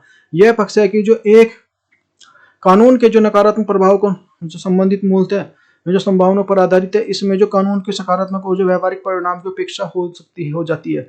क्या जो अफसा कानून को समाप्त कर देना चाहिए? Should the अफसा act will be जो अप्रोच, तो इसमें जो ये देखने को मिलेगा अफसा कानून के मूलतः उद्देश्य जो सकारात्मक दृष्टिकोण राज्य की सुरक्षा जैसे महत्वपूर्ण मुद्दे से जुड़े हुए हैं। यहाँ पे जो चूंकि जो पूर्वोत्तर राज्यों में जैसे प्रकृति अभी भी जो वहाँ पे जो तुलना में विशिष्ट संवेदनशील है, यहाँ पे इस प्रकार की कानून की आवश्यकता है। किंतु जो इसके साथ साथ सरकार को यह भी ध्यान में रखने की आवश्यकता है कानून का प्रयोग की विघटनकारी तत्वों को विरुद्ध होना चाहिए, आम आदमी की स्वतंत्रता सुनिश्चित किया जा सके। साथ ही जो कानून का प्रयोग जो अत्यंत विशिष्ट और परिस्थितियों में पर्याप्त विचार विमर्श करने के बाद किया जाना चाहिए, ताकि जो कानून का अधिकतर सकारात्मक लाभ प्राप्त किया जा सके। इस संदर्भ में जो सरकार द्वारा एक उच्च स्तरीय जो कानून समिति का गठन किया जा सकता है, जो कानून के जो अधिक प्रशासनिक बनाने के लिए उपयुक्त सुझाव और सुधारों को रूपरेखा प्रस्तुत कर सकती है। वस्तुतः इस कानून को समाप्त करना उनके उपजे जो संदेशों को जो समाधान नहीं है, इस बल्कि जो इस कानून की उचित क्रियान्वयन व ऑपरेशन मूल बिंदु है। इस पर के दृष्टिकोण के ध्यान में रखते हुए जो उत्तरदायित्वपूर्ण तरीके से जो इस कानून को जो क्रियान्वयन सुनिश्चित किया जाना चाहिए। और विश्लेषण एनालिसिस देख लेते हैं। उपयुक्त विश्लेषण से स्पष्ट होता है कि यद्यपि यह अफसा कानून को पारित करना ये सरकार का दृष्टिकोण सकारात्मक एवं आदर्शवादी है, पूर्वोत्तर राज्यों में संवेदनशील प्रकृति जैसे विगत वर्षों में जो विघटनकारी शक्तियों को बढ़ते हुए प्रभाव कानून को प्रासंगिकता और जो महत्व जो स्वयं सिद्ध है। किंतु जो इसके बावजूद यह तथ्य भी मना नहीं किया जा सकता है कि जो कानून कार्यपालक को अत्यधिक विवेक की शक्ति प्रदान करता है, जिससे कानून के दुरुपयोग की संभावना उत्पन्न हो जाती है। विशेषकर जो भारत के विशालतम लोकतांत्रिक देश में जो 20वीं सदी में जो उत्तरार्ध और जो वर्तमान में परिस्थिति को अंदर रखते हुए कानून को नए सिरे से प्रावधानित करने की आवश्यकता है। इसमें न केवल जो कानून के संदर्भ में यहाँ पे राज्य की सुरक्षा और लोक व्यवस्था को जो बनाए रखने के लिए मदद मिलेगी, साथ ही जो विघटनकारी तत्वों को भी निपटने के लिए नागरिक अधिकारों को स्वतंत्रता भी सुनिश्चित करने का मार्ग प्रशस्त किया जा सकेगा। निसंदेह कानून को जुड़े हुए कई पक्ष अधिक कठोर और जो नागरिक अधिकारों को सीमित करने की जो क्षमता रखते हैं। यह सरकार को कानून प्राप्त करने के लिए लोक कल्याणकारी और परिप्रेक्ष्य परिभाषित करने के लिए आवश्यकता है, ताकि कानून को अधिकतम सकारात्मक और लाभ प्राप्त किया जा सके। लेटेस्ट प्रैक्टिस देख लेते हैं, क्वेश्चन देख लेते हैं। संभावित प्रश्न है यूपीएससी का। वर्तमान जो शासन प्रणाली में नियंत्रणकारी कानूनों को प्रकृति में संतुलन एवं समन्वय उत्पन्न करना उतना आवश्यक है जितना कि राज्य की सुरक्षा और प्रभुसत्ता और नागरिक अधिकार जैसे बिंदुओं पर जो मध्य जो अंतर्संबंध विद्यमान है। अफसा अधिनियम के प्रसंग में उपयुक्त कथन की विवेचना कीजिए। तो इंग्लिश में देख लेते हैं। In the present of system of the governance balance of the coordination natures of the governments law of the necessary is the relationship existing between the points of securities over duty of this the civil rights of state of discussed about the statement of Constitutional Affairs Act। Next question next है भाई, next news है। Are Venkataraman बने भारत के नए महा न्यायवादी। तो attorney general तो तो ये के वेणुगोपाल उसकी जगह आए हैं हमारे। तो ये है हमारे जो है नए attorney general R Venkataramani appointed as the new attorney general. तो देखते हैं, तो अटॉर्नी जनरल है ना, तो देखो आपने है ना जो एजी है, एक मूवी देखी होगी भाई आपने, आई थिंक मूवी का नाम नायक है, जिसमें जो एक दिन के लिए सीएम बनते हैं अनिल कपूर। उसमें उसमें बहुत गंदे तरीके से मुख्यमंत्री को प्रदर्शित किया गया है। एक मुख्यमंत्री की जो लोकल गुंडे से लड़ता है, बाद में हीरोगिरी दिखाया गया है उसमें जो, और हीरो को जो हीरोजन दिखाने के लिए चक्कर में फिर जो डायरेक्टर की कहानी जो मूल भावना से भटक गया डायरेक्टर जो है, उसको गौरव सबको जो साइड कर दिया है, उनके जो गौरव को जो सीएम का गौरव होता है, मूल भावना क्या जो कहानी की सब चीज उसको साइड कर दिया। क्योंकि हीरो को जब तक है ना हमारे उसमें फिल्म इंडस्ट्री में जब तक 2-4 गुंडों से मान ली उनकी पिटाई ना करे, उनसे लड़ाई झगड़ा ना करे, उनको पीटे ना, तो तब तक जो जनता उसको फील नहीं होता कि भारतीय जनता को फील नहीं होता कि ये है क्या है, ये हमारा हीरो है। और भारतीय जनता का हीरो एक ऐसी शक्तिशाली व्यक्ति होता है जो हमेशा किसी न किसी जगह पर शारीरिक प्रदर्शन करता रहता है, लड़ाई झगड़ाई मतलब मारपीट करता रहता है। उस मूवी में अपने आप एक वकीलों का झुंड देखा होगा, उसमें एक साथ दिखाया गया है कि जो साथ में रहते हैं, वो परेश रावल जो चीफ सेक्रेटरी हैं और मुख्यमंत्री के सचिव होते हैं, जो झुंड में एक दिखाया जाता है कि दूसरे व्यक्ति को राज्य का जो महाधिवक्ता दिखाया जाता है। तो मूवी ने न गरिमा को रखी है, मूवी ने ना तो ऐसे गरिमा रखी है ये सीएम की ना कुछ, तो ये सब ये दिखाया गया है कि जो एक हीरो है वह दुनिया के सारी दुनिया को बदलने आया है। और मुख्यमंत्री इतनी फुर्सत में है कि वह विवाह न होने के कारण जो सब कुछ एक एक करके जो भटक रहा है, इधर उधर भटक रहा है, और कई बार जो है चूड़ियां खरीद रहा है, और तो कुछ नहीं शादी के लिए बताओ। और दुनिया भारतीय सिनेमा में जो ऐसा जगत में ऐसा देखने को मिलता है, ये आम बात है। और जो महान्यायवादी है ना भारत के ब्रिटेन महान्यायवादी की तुलना में, इसकी तुलना करेंगे, देखेंगे सारी चीजें चर्चा में क्यों है। तो हाल में राष्ट्रपति के जो वरिष्ठ अभियंता तो वेंकटरमन जो भारत के जो महान्यायवादी के रूप में जो नियुक्त किया गया है, यह वेंकटरमन को वेणुगोपाल के वेणुगोपाल के स्थान लिया, जिनका कार्यकाल हाल ही में समाप्त हो गया है। और इनसे क्वेश्चन बनेगा, देखो जरूर, आर्टिकल 76 और आर्टिकल हमारा 165 तो महाधिवक्ता, तो आर्टिकल 76 और आर्टिकल 61 द एडवोकेट जनरल। तो नियुक्ति कौन करता है? राष्ट्रपति द्वारा की जाती है। सुप्रीम कोर्ट का अन्य न्यायवादी जो नियुक्ति होने की जो नियोक्ता अपेक्षित कार्यकाल होता है राष्ट्रपति की जो प्रसाद पर्यंत होता है।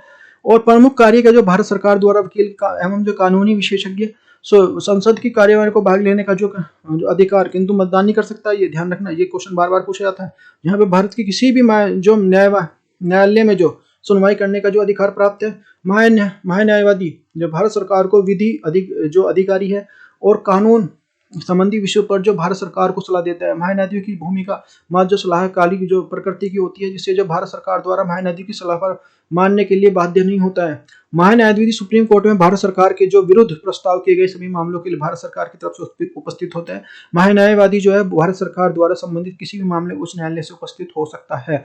महान्यायवादी जो भारतीय सरकार के विरुद्ध न तो किसी सलाह दे सकता है और न ही जो भारत सरकार के विरुद्ध कोई भी मुकदमा लड़ सकता है, ये पता होना चाहिए।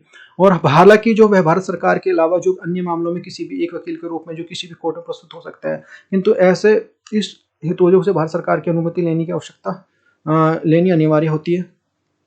महान्यायवादी हमारा जो एजी अटॉर्नी जनरल है, वो कोर्ट में भारत सरकार के विरुद्ध जो प्रस्ताव किए गए सभी मामलों के लिए भारत सरकार की तरफ से जो उपस्थित होता है। महान्यायवादी भारत सरकार के संबंधित किसी भी मामले में उच्च न्यायालय के उपस्थित हो सकता है। Did you know? भारत और ब्रिटेन के महान्यायाधीश की तुलना वेरी वेरी मोस्ट इंपोर्टेंट है। तो the comparisons of the attorney generals India and the Britain. तो यहाँ पे जो है भारत के विपरीत जो ब्रिटेन में जो महान्यायाधीश पद का हो, राजनीतिक पद का होता है, वहाँ विधि मंत्री ही जो महान्यायाधीश की भूमिका निर्वाह करता है। तो इसका मतलब क्या हुआ समझते हैं। देखो वहाँ ब्रिटेन में है ना, जैसे यहाँ पे है हमारा, तो भारत में जो महान्यायाधीश एक जो अलग पद है, परंतु ब्रिटेन में जो कानून मंत्री होता है ना, वही महान्यायवादी होता है, एजी होता है, अटॉर्नी जनरल होता है वही जो।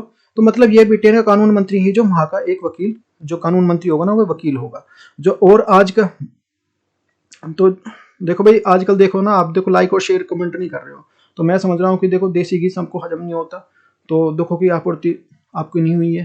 तो ज़्यादा से ज़्यादा देखो इट इज़ हमारी हम्बल रिक्वेस्ट, पे लाइक और शेयर करें। देखो जैसे प्रैक्टिस का टाइम देख लेते हैं। तो क्वेश्चन है, तो क्वेश्चन में भारत में महान्यायाधीश के विषय में निम्नलिखित कथनों पर विचार कीजिए। फर्स्ट है हमारा जो वह भारत के राष्ट्रपति द्वारा नियुक्त किया जाता है। दूसरा है हमारा जो वह किसी भी वही योग्यता होना चाहिए उच्चतम न्यायालय की न्यायाधीश की होती है। दूसरा थर्ड ऑप्शन है हमारा जो उसे संसद के किसी भी एक सदन से सदस्य होना चाहिए। फोर्थ ऑप्शन है संसद द्वारा महाभियोग लगाकर उसे हटाया जा सकता है। और उपयुक्त में से कौन सा कथन सही है, तो केवल एक और दो, ये कर दो। क्वेश्चन नंबर जो ऑप्शन नंबर बी है हमारा जो एक और तीन हो जाता है इसमें। और क्वेश्चन नंबर जो हमारा ऑप्शन नंबर सी है हमारा 2 और 3 4, फर्स्ट को हटा दो बाकी 3। और इसमें जो डी में हमारा 3 और 4, तो इसमें भी देखो देखने को क्या मिलेगा हमारा फर्स्ट, और ये हमारा जो फर्स्ट और second is the correct answer है। वह भारत का राष्ट्रपति किसी भी राष्ट्रपति द्वारा नियुक्त किया जाता है, वह वही योग्यता होनी चाहिए उसने न्यायालय के न्यायाधीश की होती है। ये यहाँ तक क्लियर। तो व्हाट इज द नेक्स्ट देखते हैं, वैश्विक नवाचार सूचकांक 2022, ग्लोबल इनोवेशन इंडेक्स 2022। तो ये क्या है भाई, देखो ये हमारा है WIPO इसे जारी करता है, यानी कि वर्ल्ड इंटेलेक्चुअल्स प्रॉपर्टी ऑर्गेनाइजेशंस। इसके बारे में चर्चा में क्यों है, इसके बारे में देख लेते हैं पहले। हमारी दुनिया जो हमारी है ना, दुनिया में के लोग हैं नई नई खोज करते हैं दुनिया में, इसमें यहाँ पे जो उन्हें पेटेंट दिए जाते हैं, वहीं जो नई नई चीज़ें बनाते हैं, जैसे खोज करते हैं, जैसे गाना हो गया, संगीत हो गया, मूवी हो गया, उनके लिए कॉपीराइट दिया जाता है। और उसी प्रकार जो ट्रेडमार्क होता है, जो जैसे मान लिया एडिडास हो गया, उसकी 3 लाइनें हैं, नाइकी हो गया, उसके राइट साइड में साइन होता है, और जो रिबॉक है उसके 2 लाइनें और एक क्रॉस का होता है। तो ये सारी चीज़ें इनको दी जाती हैं ट्रेडमार्क। और वैसे ही जो वुडलैंड है, वुडलैंड में पेड़ होता है, जूतों में आपने जो देखा होगा, जो वुडलैंड के जूते हैं या मान लिया टी शर्ट, उनमें एक पेड़ दिखाई देता है। इसी प्रकार जो ब्रांड है अपनी पहचान के लिए ट्रेडमार्क यूज करते हैं। एक संगठन है जो एक अधिकारों की सुरक्षा करता है, उसका नाम WIPO है। वर्ल्ड जो ये दुनिया भर की जहाँ सबसे ज्यादा इनोवेशन होता है उस पर जो सूचकांक जारी करता है, उसमें 132 देशों में जो विश्लेषण करता है, अध्ययन होता है। और यहाँ पे 132 देशों में भारत की रैंक जो 46 है, 46 पहले थी 2021 में, अब जो इस बार है 40 नंबर पे आ गया है। अपने हमारे लिए बहुत बड़ी गौरव की बात है। और जारी करने के आधार इसमें देखो अलग अलग आसिया आधार है। तो सारी चीजें देखते हैं, ये तो मैंने एक बता दिया। अब देख लेते हैं इसके फैक्ट्स देख लेते हैं। हाल ही में वैश्विक वैदिक सूचकांक में संगठन द्वारा जो वैश्विक नवाचार सूचकांक 2022 जारी किया गया। इस सूचकांक को कुल 132 देशों के अर्थव्यवस्था के नवाचार आधार पर जो विश्लेषणात्मक अध्ययन किया जाता है। और जो सूचकांक का प्रदर्शन जो हमारा परफॉर्मेंस इंडेक्स, तो देखिए इस सूचकांक में पहला स्थान जो स्विट्जरलैंड, जबकि दूसरा स्थान जो अमेरिका को प्राप्त हुआ है। भारत को इस सूचकांक में 40वां स्थान प्राप्त हुआ है, जबकि 2021 में भारत जो 40वें स्थान पर था। इस प्रकार भारत के नवाचार में संबंध से सुधार हुआ है। और सूचकांक जारी करने के आधार क्या है, basis of the issues of index. तो यहाँ पे इस सूचकांक को कहते हैं जो मूलतः 80 जो संकेतक जो सम्मिलित होते हैं, जिसके आधार पर जो इस सूचकांक प्रदर्शन मूल्यांकन किया जाता है। इन संकेतों के आधार पर जो नवाचार हेतु जो परिवेश, कुशल मानव संसाधन, सरकारी जो है तंत्र की सहायता, आधारभूत संरचना और जो अनुसंधान, जो व्यावसायिक संज्ञान, विषयता, ज्ञान और प्रौद्योगिकी आधार पर जो सकारात्मक जो सम्मिलित इसमें देखने मिलते हैं। प्रैक्टिस क्वेश्चन देख लेते हैं, इससे रिलेटेड हम देख लेते हैं। फर्स्ट हमारा जो है जो वैश्विक नवाचार सूचकांक 2022 में संबंध में निम्नलिखित कथनों पर विचार कीजिए। फर्स्ट है हमारा जो है ऑप्शन है इस प्रकार जो इस एक स्टेटमेंट फर्स्ट है हमारा जो इस सूचकांक में जो बौद्धिक संपदा सूचकांक संगठन द्वारा जारी किया जाता है, बिल्कुल करेक्ट है। इस सूचकांक के आधार पर जो विकसित तुलना में भारत की स्थिति में हास हुआ है, तो ये रॉन्ग है। तो इसमें को देख लेते हैं भाई, क्योंकि इंप्रूवमेंट हुआ है। जब 46 से कितना हो गए, हम 40 पे पहुंच गए। तो उपयुक्त में कौन सा कथन सही है, तो केवल एक, केवल दो, केवल एक और दो, केवल दोनों और दो। इसमें first is the correct answer है ए।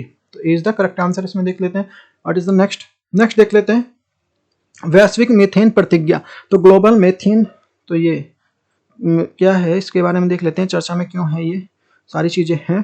तो मीथेन पहले जो मैं बता दूं कि शायद आपको किसी में कई लोगों को पता नहीं होगा कि आज पहली बार पता चले कि मीथेन प्राकृतिक गैस है। और मीथेन जो आजकल काय के लिए यूज होती है, देखो ये सीएनजी के लिए यूज होती है, जो सीएनजी यूज होती है हमारी गाड़ियों वगैरह में, जो आजकल जो और शेल गैस में जो सुना होगा आपने, शेल गैस जो नहीं है उसमें भी इसका यूज होता है।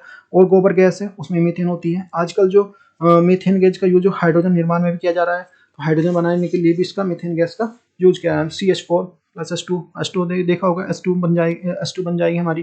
तो ये हमारा है मीथेन में जो ड्रॉबैक भी है, तो इसमें ग्लोबल जो वार्मिंग होती है के लिए जिम्मेदार माना जाता है, और जो जैसे ओजोन डिप्लेशन के लिए भी इसको जिम्मेदार माना जाता है। मीथेन बनती कहाँ है, तो केवल जो सबसे बड़े जो यह खदान, यहाँ पानी जुड़ जाए तो वहाँ पे बनती है। जैसे खदान होते हैं वहाँ पानी जुड़ जाए तो वहाँ पे बनती है, मीथेन बनती है।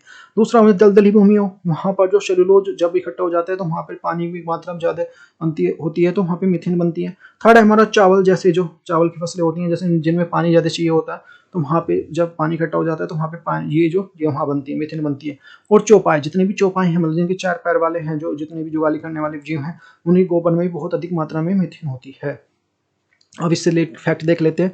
हाल में अमेरिका के जो वाशिंगटन डीसी में जो global methane climate and the clean air का आयोजन किया गया, तो यहाँ पे the global on methanes climate clean air forms a joint of the sponsor of the global methane's innovatives of GMIs in the UNEP, the conquers the climate clean air, the coalition CCACFC is the forms of the premiers globals of brings. These are the playmakers of industry leaders of technical expert of the responsibles of the world issues opportunity or protect the climate and improve the air quality and special the focus of the methane. इस सम्मेलन के दौरान जो भारतीय भागीदारी देशों ने methane के उत्सर्जन को कम करने के लिए वैश्विक प्रतिज्ञा पर बल दिया। और जो क्या है जो वैश्विक मीथेन प्रतिज्ञा, इसके बारे में देख लेते हैं। दरअसल 2021 में आयोजन हुआ था, जिसमें जो मीथेन की उत्सर्जन को कम करने के लिए जलवायु परिवर्तन के प्रति सकारात्मक कदम उठाने के लिए बात कही थी। तो अब यहाँ पे इस हेतु जो 111 सदस्यों ने मीथेन के उत्सर्जन के लिए 2030 तक, जो वर्ष 2020 में जो स्तर कम करने के लिए 30% तक कम करने की प्रतिज्ञा ली थी। यह मूलतः जो अमेरिका और यूरोपीय संघ द्वारा ली गई थी। इस प्रतिज्ञा में जो 111 देशों ने अपनी जो प्रतिबद्धता दिखाई दी थी, वो सामूहिक रूप से लगभग जो 45% मानव जनित जो मीथेन के उत्सर्जन का जिम्मेदार है। हालांकि जो इस भारत मीथेन के उत्सर्जन में 5 देशों में सम्मिलित है, देशों में सबसे ज्यादा भाई जो उत्सर्जन होते हैं, लेकिन किंतु इसके बावजूद भारत, ध्यान रखने वाली बात है, पॉइंट नोट करो भी इसको, तो भारत जो पहला इसने जो पहला भारत ने इसको पहल की है, पहल का हिस्सा नहीं है जो इसने, भारत इसमें जो इन्वॉल्व नहीं हुआ। भारत का तर्क क्या है कि भारत ने इस प्रकार तर्क दिया है कि जब तक कोई भी अर्थ नहीं है, जब तक कोई विभिन्न प्रकार के द्वारा जो जलवायु परिवर्तन अन्य ठोस समझौते पर दृढ़ता से पालन नहीं किया जाए, कि ठीक है आप भाई बड़ी बड़ी बातें करते रहो लेकिन उस तरफ कदम न उठाओ, तो गलत है। तो इसके अलावा भारत ने कहा है कि जो भारत के मीथेन उत्सर्जन के लिए कटौती प्रतिबंध है, किंतु अपने स्तर पर लक्ष्य को निर्धारित करते हुए जो उसका पालन करेगा। मीथेन क्या है, तो ये देखो इस तरह से क्वेश्चन ये बना था यूपीएससी में हमारा। देखो इस तरह क्वेश्चन है, तो ये एक तरफ मैचिंग वाला है, एक तरफ हम कार्बन मोनोऑक्साइड, फिर हम मीथेन, जो ओजोन और सल्फर डाइऑक्साइड। इसमें कौन सा जो फसल जैव मात्रा में विशेष रूप से दहन के लिए उपयुक्त होते हैं, तो इसमें केवल 1 और 2, केवल बी में हमारा 2 और 3 4, सी में हमारा 1 और 4, डी में हमारा 1 2 3 4। तो इसमें बताना है कौन सा करेक्ट है भाई, तो इसमें भाई हमारे ऑल दीज आर करेक्ट, तो चारों इसमें आंसर हमारे करेक्ट है। नेक्स्ट देख लेते हैं। नेक्स्ट है वायु प्रदूषण कम करने के लिए नए लक्ष्य का निर्धारित किया गया है, new target for the reduce the air pollution. तो हाल ही में केंद्रीय पर्यावरण वन और जलवायु मंत्रालय ने जो राष्ट्रीय स्वच्छ जलवायु कार्यक्रम के तहत जो वायु का प्रदूषण को कम करने के लक्ष्य में संशोधन किया है। तो ये हमारा CS जो हमारा यूपीएससी में आया हुआ क्वेश्चन है, 2021 में आया हुआ क्वेश्चन है पेपर 3 में। तो देखो इस बारी आया है। तो ये हमारा विश्व स्वास्थ्य संगठन द्वारा हाल ही में जारी किए गए संशोधन को वायु गुणवत्ता दिशा निर्देशों के लिए AQG के मुख्य निबंधों का वर्णन कीजिए और विगत 2005 के अध्ययन में किसी प्रकार के लिए किस प्रकार से भिन्न इस प्रकार से संशोधित किए गए मानकों को प्राप्त करने के लिए भारतीय वायु कार्यक्रम के विभिन्न परिवर्तन को की जो यहाँ पे आवश्यकता है 150 शब्दों में दी। तो ये सारी चीजें हैं। तो describe the key points of the revise the global air qualities of guideline AQG recently reached the World Health Organization WHO. How these are the different from the update to 2005 and the change of the international clean air the programs and required to achieve these are the reduced standards. तो answer in the 150 words. तो ये देखो आया question है 2021 में, इस year आया question है, बहुत ज़्यादा इंपॉर्टेंट है। इस तरह से यहाँ पे क्वेश्चन बनेंगे डायरेक्ट। क्या है नया लक्ष्य, क्या राष्ट्रीय वायु सूचकांक के तहत जो पहले सरकारी क्षेत्र में जो PM 2.5G और जो PM जो 10 के स्तर पर जो 2024 तक जो 30% तक कटौती करने का लक्ष्य निर्धारित था, किंतु अब इस लक्ष्य को बदल कर 2026 तक जो 40% कर दिया गया है, कम कर दिया गया है। केंद्र सरकार की मंशा क्या है? केंद्रीय पर्यावरण मंत्रालय द्वारा जो आधिकारिक बयान के अनुसार जो लक्ष्य को बदलाव करने के लिए उद्देश्य राज्यों की गुणवत्ता स्तर में सुधार करने के लिए अतिरिक्त समय प्रदान करना है। इस अतिरिक्त समय में जो राज्य सरकार द्वारा बेहतर नेटवर्क डेटा कुशल प्रबंधन और जो ठोस कदम के लिए योजना बनाने के लिए मदद मिलेगी। राष्ट्रीय स्वच्छ जो कार्यक्रम क्या है? वायु प्रदूषण को रोकने की रोकथाम के लिए 5 वर्षीय कार्यक्रम है। इस योजना वर्ष 2019 में 300 करोड़ रुपए की लागत से शुरू किया गया है। वर्ष पर्यावरण जो वन एवं जलवायु मंत्रालय पर्यावरण जो परिवर्तन मंत्रालय है यहाँ पे, और अखिल भारतीय भारतीय स्तर का लागू है। और लक्ष्य क्या है? वायु प्रदूषण को रोकथाम, नियंत्रण, ओजोन उन्मूलन। वर्ष 2024 तक जो 102 सबसे अधिक जो प्रदूषित शहरों में वायु स्वच्छ को करने का लक्ष्य है यहाँ पे। 2017 के आधार पर जो मानते हुए जो PM 2.5 और जो PM 10 को जो 20 से 30% कम करने का राष्ट्रीय लक्ष्य है। NCP बाध्यकारी योजना नहीं है, यहाँ पे दंड और जुर्माना लगाने का कोई भी प्रावधान नहीं है। राष्ट्रीय स्वच्छ कार्यक्रम के घटक कौन कौन से हैं? देश में जो 102 प्रदूषित कार्य शहरों में से निगरानी जो संयंत्रों के लिए संख्या में वृद्धि करना है, आंकड़ों का विश्लेषण करना है। योजना बनाने के लिए इसके लिए करवाने का आम लोगों की जो भागीदारी, जो आंकड़ों के विश्लेषण के लिए वायु सूचना के यहाँ पे केंद्र की स्थापना करना, यहाँ पे घर के अंदर के कई वायु प्रदूषण को दिशा निर्देश जारी करना है। लेटेस्ट प्रैक्टिस देख लेते हैं। संभावित प्रश्न है तो पर्यावरण प्रदूषण के विभिन्न संबंधित समस्याओं को निराकरण जो तो नीतिगत और क्रियान्वयन के साथ जो नागरिकों के साथ जो बोध करना भावना का निर्भर करता है। चर्चा कीजिए। Effective solutions of problems related to environmental pollution depends upon the sense of duty of the citizens along the effective and pollution implementation discuss. संभावित प्रश्न है 2000 जी हमारा आ सकता है यूपीएससी में। Latest practice. नेक्स्ट क्वेश्चन है निम्नलिखित में से कौन सा जो कारक जो वायु प्रदूषण से होते जो उत्तरदायी है? फर्स्ट है हमारा जो बड़े पैमाने पर होने वाले निर्माण कार्य। दूसरा है हमारा जो खनन गतिविधियां। थर्ड है हमारा जो घरेलू उत्पादन के लिए गैर परंपरागत स्रोतों का निर्भरता। फोर्थ है हमारा जो निजी वाहन की अधिकता। फिफ्थ है हमारा जनसंख्या वृद्धि। तो पिक में से कौन सा कथन सही है? तो इसमें ए है हमारा जो 1 2 3 और बी हमारा जो 2 3 4 और सी हमारा जो 2 3 5 और डी हमारा जो 1 2 3 4 5। तो ये हमारा जो इसमें जो आएगा हमारा आंसर तो 1 2 3 1 2 4 5। तो ये हमारा 3 नहीं आएगा, बाकी इसमें सारे आ जाएंगे। नेक्स्ट क्वेश्चन अच्छा क्वेश्चन था। नेक्स्ट हमारा धर्म के आधार पर जो आरक्षण का मामला, तो reservation on the basis of the religion. तो ये काफी अच्छा मुद्दा है, इसमें हमने इसको कवर भी किया हुआ था। तो देखते हैं हमारे देश में जो सुप्रीम कोर्ट ने है ना धर्म के आधार पर जो आरक्षण का मामला है, पर जो आरक्षण का मामला है आंध्र प्रदेश का था। ये मामला एक जो संवैधानिक पीठ जो बनाई थी उसने जो, और आंध्र प्रदेश ने सुप्रीम जो हाई कोर्ट है वहां पे जो गवर्नमेंट ने मना कर दिया था कि जो उसके एवज में जो सुप्रीम कोर्ट यहाँ पे पहुंच गए थे। तो ये सारा मामला इस तरह से चर्चा में क्यों है। हाल ही में सुप्रीम कोर्ट ने जो एक संवैधानिक पीठ का गठन किया जो धर्म के आधार पर जो आरक्षण और जो आर्थिक आधार पर जो 10% का आरक्षण की जो संवैधानिक जो वैधता का परीक्षण करेगी। अब इसके लिए देख लेते हैं यहाँ धर्म के आधार पर जो आरक्षण की पृष्ठभूमि क्या है, background, authorisation on the basis of the religion. तो वर्ष 2007 में जो आंध्र प्रदेश राज्य सरकार ने विधानसभा के सामाजिक और जो शैक्षिक आधार पर पिछड़े मुसलमान के लिए कुछ वर्गों के लिए 4% के आरक्षण देने के संबंधित एक कानून पारित किया था और आरक्षण संबंधी कानून को प्रावधान किया। और जो यहाँ पे अच्छी आर्थिक स्थिति वाले मुसलमानों को इस प्रकार के आरक्षण लाभ नहीं मिला। साथ ही जो कानून को स्पष्ट किया गया कि जिन मुसलमानों को लिए वार्षिक आय 2.5 लाख से रुपए प्रति वर्ष या उससे अधिक है तो उन्हें 4% का आरक्षण लाभ नहीं मिलेगा। राज्य सरकार ने इस निर्णय के बाद जो राज्य सरकार की लगभग जो 85% मुस्लिम जनसंख्या आरक्षण के दायरे में आ गई है और 2006 में सुप्रीम कोर्ट ने लगा दी है कि रोक। In 2006 the supreme court has been abandoned. उल्लेखनीय है कि वर्ष 2006 में एक राज्य सरकार ने सामाजिक और जो शैक्षणिक दृष्टि से पिछड़े मुसलमानों को लिए 5% का आरक्षण देने की प्रावधान किया था, जिस पर हैदराबाद हाईकोर्ट ने रोक लगा दी थी। राज्य को पुनः पारित और जो विधेयक the state pass the bills of again.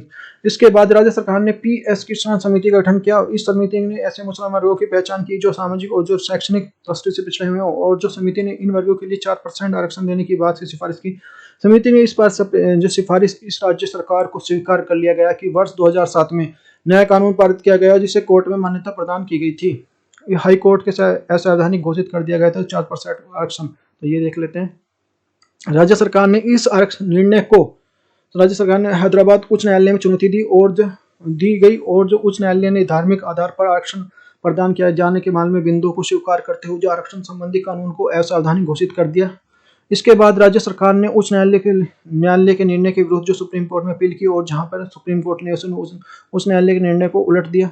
राज्य सरकार का तर्क क्या है? State government argument. Supreme court ने राज्य सरकार को तर्क दिया कि आरक्षण धार्मिक आधार पर नहीं बल्कि जो सामाजिक, शैक्षिक और पिछड़े आधार पर दिया जाना चाहिए। इस प्रकार संबंधित 50% का आरक्षण सीमा संबंधी सुप्रीम कोर्ट के निर्णय का उल्लंघन नहीं हुआ। उल्लेखनीय यह है कि इस मुस्लिम समुदाय के 4% का आरक्षण के बावजूद भी अन्य कुल आरक्षण की सेवाएं जो 40% था। साथ ही जो राज्य सरकार ने यह भी तर्क दिया कि उसमें जो समस्त मुस्लिम समुदाय को आरक्षण प्रदान नहीं किया है बल्कि जो मुस्लिम समुदाय के जो सामाजिक और जो शैक्षिक रूप से 14 अति पिछड़ी वर्गों को आरक्षण प्रदान किया है।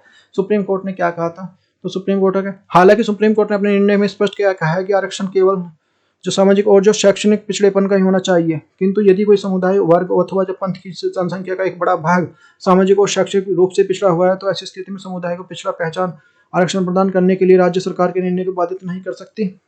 अब देखते हैं, सरकार का मानना है कि जो मुस्लिम समुदाय कुछ जो तबका जो सामाजिक और जो शैक्षणिक रूप से पिछड़ा है उसका इसमें गलत क्या है? यह केवल एक सवाल है कि जो कैसी पहचान करते हैं, जो यह सवाल नहीं है कि जो हिंदू या मुस्लिम है, बल्कि जो सवाल सामाजिक और शैक्षणिक रूप से पिछड़ेपन का है। सिर्फ इसलिए मुस्लिम है कि उन्हें वंचित नहीं किया जा सकता। भारत समाज जो सामाजिक और जो शैक्षणिक रूप से पिछड़े समुदाय की पहचान की गई है, सुप्रीम कोर्ट का है। तो the government of the believes of some the sections of the Muslim communities the socially and the educationally backwards. What is the wrong that is the question. How do they identify them? They are not the questions more than the Hindu or Muslims, rather than the question of the social, the educational backwardness. They are not with the detents of because they are the Muslim on socially, educationally and backward the communicates are the identified. Supreme Court 15 वर्षों में लंबित है याचिका।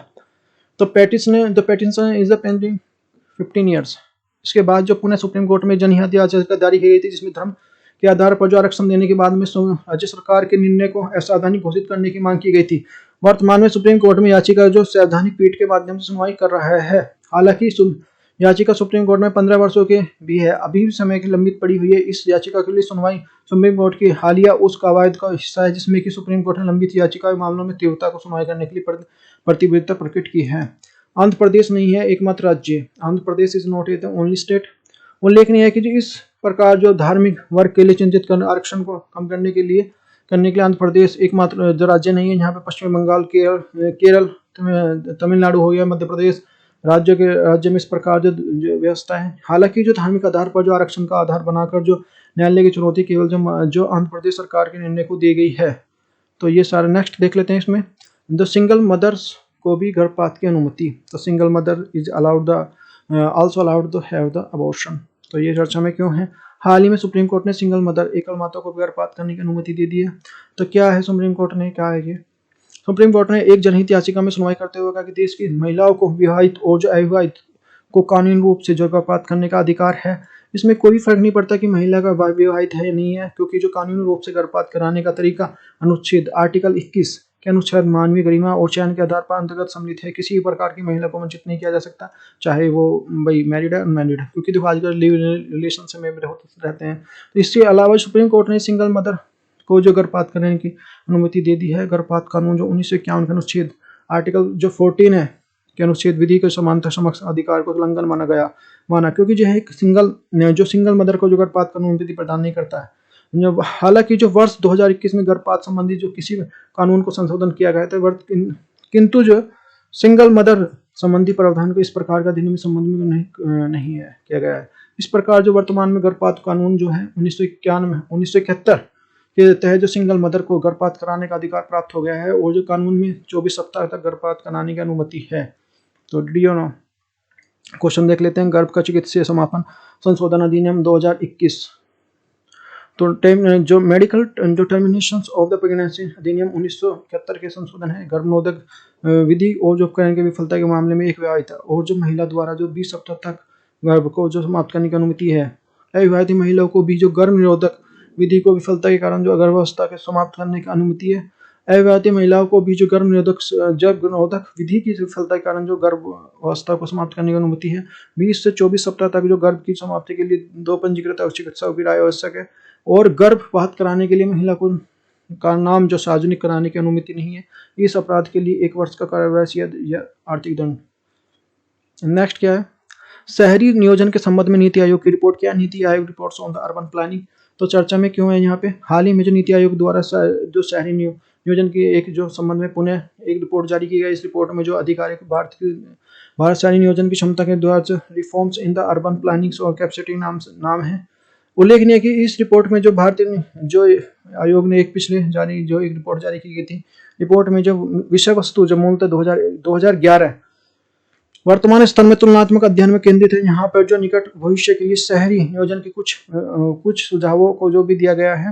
Report की मुख्य बातें क्या है? Highlights of the reports. देश में जो 75% से अधिक जो जनसंख्या जो 10 शहरों में महाराष्ट्र, उत्तर प्रदेश, तमिलनाडु, पश्चिम बंगाल और मध्य आंध्र प्रदेश, गुजरात, कर्नाटक, और राजस्थान, केरल में विद्यमान है।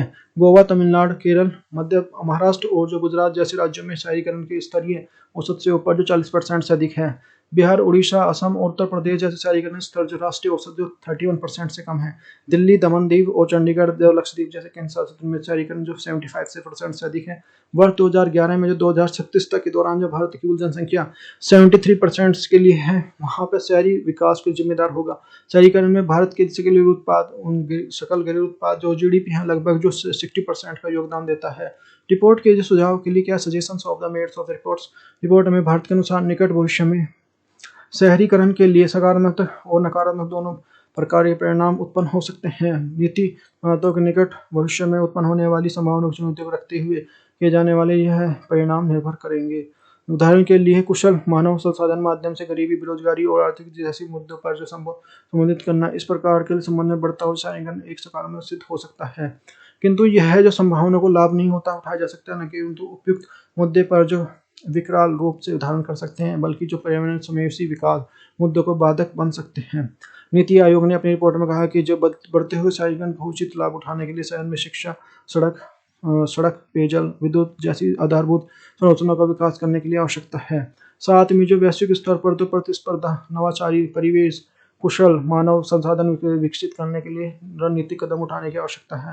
रिपोर्ट में स्पष्ट रूप से कहा गया है कि यद्यपि भारत की जो लगभग जो 60% जनसंख्या ग्रामीण क्षेत्र में प्रवेश करती है, किंतु आर्थिक विकास दर की बढ़ने के लिए मूलतः शहरी क्षेत्र पर निर्भर करती है। विश्लेषण एनालिसिस देख लेते हैं। नीति आयोग द्वारा प्रस्तुत रिपोर्ट में आयतन में स्पष्ट होता है कि जनसंख्या वृद्धि और शहरीकरण में प्रत्यक्ष रूप से जो विद्यमान है। इस स्थिति को भारतीय अवस्था और गतिविधि संहिता बनाए रखने के लिए साथ ही समावेशी सतत विकास जैसे मुद्दों पर सामना करना होता है। शहरीकरण के लिए संभावित वृद्धि और जो अधिकतम लाभ उठाने के लिए प्रयास में निर्माताओं को करना चाहिए। यद्यपि ये निकट भविष्य में यह भी अधिकांश जनसंख्या ग्रामीण क्षेत्र में निवास करेगी और किंतु ग्रामीण क्षेत्रों में विकास को मार्ग बिना शहरीकरण के लिए सकारात्मक रूप का पठन होगा। आगे बढ़ते हुए शहरीकरण और सकारात्मक रूप से स्वीकार करते हुए न केवल जो विकास इंजन के रूप में जो देखने को प्रयत्न करना चाहिए, बल्कि शहरीकरण उत्पन्न होने वाले विद्यमान समस्या को निराकरण ठोस और जो नीतिगत पहल का आवश्यक है। प्रैक्टिस टाइम देख लेते हैं। क्वेश्चन है, शहरी नियोजन के संबंध में नीति आयोग की रिपोर्ट में जो निम्नलिखित गुणों पर विचार कीजिए। देश की 75% जो अधिक शहरी जनसंख्या उत्तर भारत के राज्यों में विद्यमान है। और दूसरा स्टेटमेंट है हमारा जो गोवा, तमिलनाडु, केरल, महाराष्ट्र और जो गुजरात जैसे राज्यों में शहरीकरण का स्तर जो राष्ट्रीय औसत से 40% से ऊपर है। तो उपयुक्त में से कौन सा कथन सही है? केवल एक, केवल दो, केवल एक और दो, केवल एक ना दो। तो इसमें भाई देखो दूसरा इज द करेक्ट आंसर है, ये हमारा रॉन्ग है। ये है हमारा गोवा, तमिलनाडु, केरल, महाराष्ट्र, गुजरात जैसे राज्यों में शहरीकरण का स्तर जो औसत उस स्तर से 40% से अधिक ऊपर है। नेक्स्ट क्वेश्चन, नेक्स्ट देख लेते हैं। नेक्स्ट टॉपिक क्या है? यूनेस्को की जो आइनो टेक्सटाइल जो क्राफ्ट सूची देख ले चर्चा में क्यों। हाल ही में यूनेस्को की लगभग जो 50% जो और प्रतिशत हस्त निर्मित वस्त्र शिल्प सूची में जारी की गई। इस सूची में जो औपचारिक नाम जो 21वीं सदी के हस्त निर्मित और जो पारिस्थितिक भारत सुरक्षा की सुरक्षित है।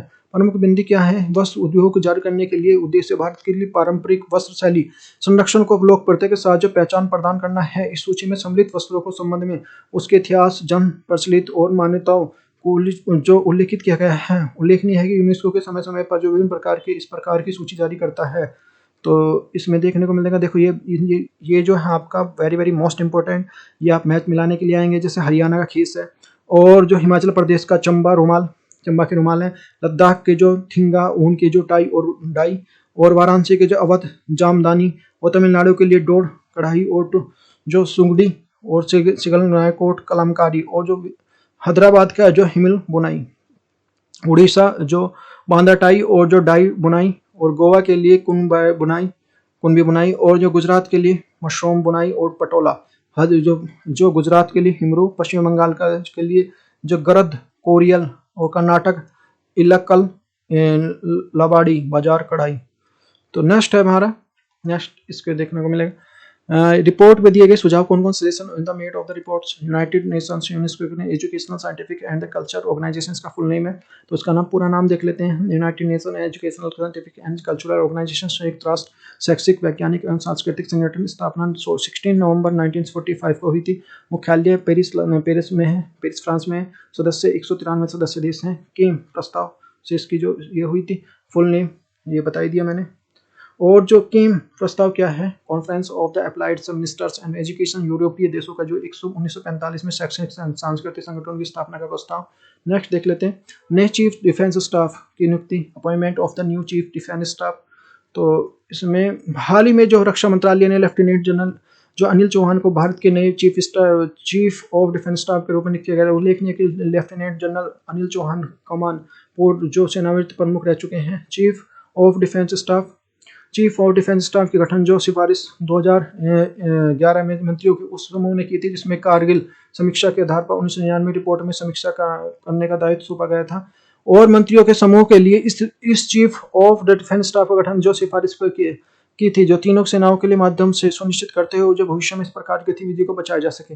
इसके बाद जो 2012 में नरेश चंद्र समिति ने, 2019 में शेख कर जो समिति ने इस चीफ ऑफ डिफेंस स्टाफ के लिए हेतु जो व्यापक स्तर पर जो सिफारिश पर जो रूपरेखा प्रदान की। तो देखो ये तो सभी पता है कौन है, कैसे अनिल चौहान है, लेकिन कौन कौन सी समिति बनी थी ये नहीं पता। ध्यान रखना, इस बात का ध्यान रखना, स्पेशल करना है तो कुछ स्पेशल याद रखना पड़ेगा।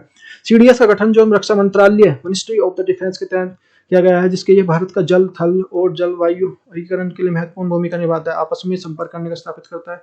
सीडीएस के तीनों प्रमुख के लिए निर्देश करने के लिए अधिकार दिया गया है। हालांकि तीन जो है उन सेना के लिए कमांड का अधिकार प्राप्त है।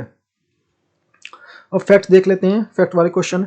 तीसरे वंदे भारत एक्सप्रेस ट्रेन जिसका हाल ही में उद्घाटन अक्टूबर 2022 में किया गया है, किन शहरों के बीच चलती है? तो ये मुंबई और अहमदाबाद, दो अन्य जैसे दिल्ली और वाराणसी, और नई दिल्ली और कटरा के बीच में चलती है। नेक्स्ट है, सुएज सर्वेक्षण पुरस्कार 2022 में किस शहर ने पहला स्थान हासिल किया है? इंदौर, लगातार 6ठी बार जीता है इन्होंने। फिर दूसरा क्वेश्चन देख लेते हैं, इसमें किस संस्था ने भारत के लिए 50 प्रतिष्ठित विरासत शिल्प वास्तुशिल्प की सूची का अनावरण किया है? तो यूनेस्को ने। और यूजीसी के दिशा निर्देशानुसार किस उच्च शिक्षा में संस्थान में विदेशी छात्रों के लिए सीटी का कितनी परसेंट सीमा कितनी है? तो 25 है। नेक्स्ट क्वेश्चन है, हाल ही में यूनिसेफ की एक रिपोर्ट के अनुसार यदि लड़की उच्च शिक्षा प्रदान की जाए तो वह बाल विवाह कितने परसेंट तक कम हो सकता है? तो ये 80% तक कम हो सकता है।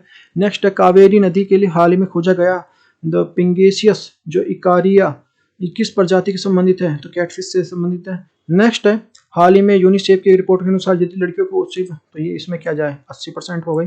नेक्स्ट है, भारत के लिए एक अटॉर्नी जनरल, भारत के लिए अटॉर्नी जनरल के रूप में नियुक्त किया गया है, तो आर वेंकटरमणि। तो ये